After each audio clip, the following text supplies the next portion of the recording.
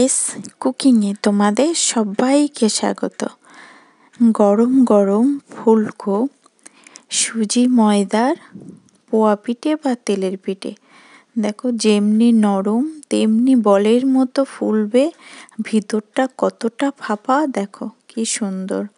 তার জন্য ভিডিওটা সম্পূর্ণ দেখার অনুরোধ রইল।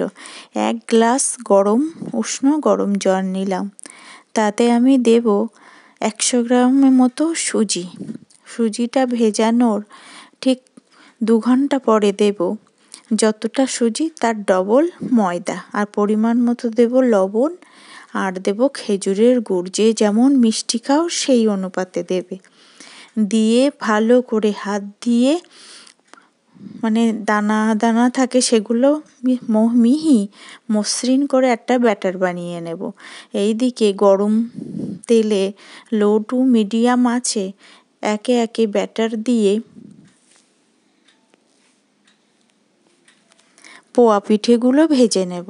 দেখেছো কত সুন্দর হয়েছে, প্রত্যেকটা ফুলকো বলের মতন হবে। ভিডিওটা ভালো লাগলে অবশ্যই লাইক, শেয়ার, কমেন্ট করে জানিও কেমন হলো। সাবস্ক্রাইব করে পাশে থাকার অনুরোধ রইল। প্রত্যেকটা তেলের পিঠে বা পোয়া পিঠে বলের মতো ফুলবে। ব্যাটারের ঘনত্বটা ঠিক অমন হতে হবে।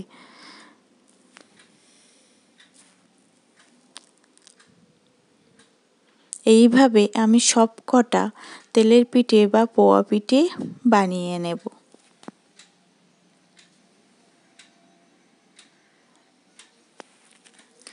আর পোয়া পিঠে দেখো ধারগুলো কানা কাটা হয়েছে, দেখতে কত সুন্দর,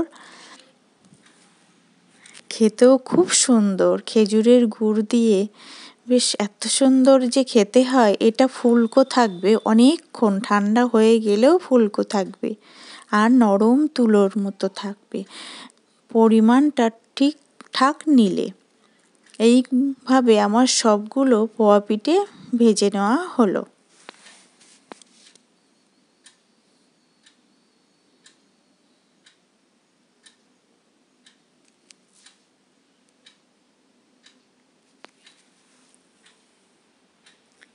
কত সুন্দর কাটা হয়েছে, দেখতেও সুন্দর, খেতে কিন্তু অসম্ভব মজা।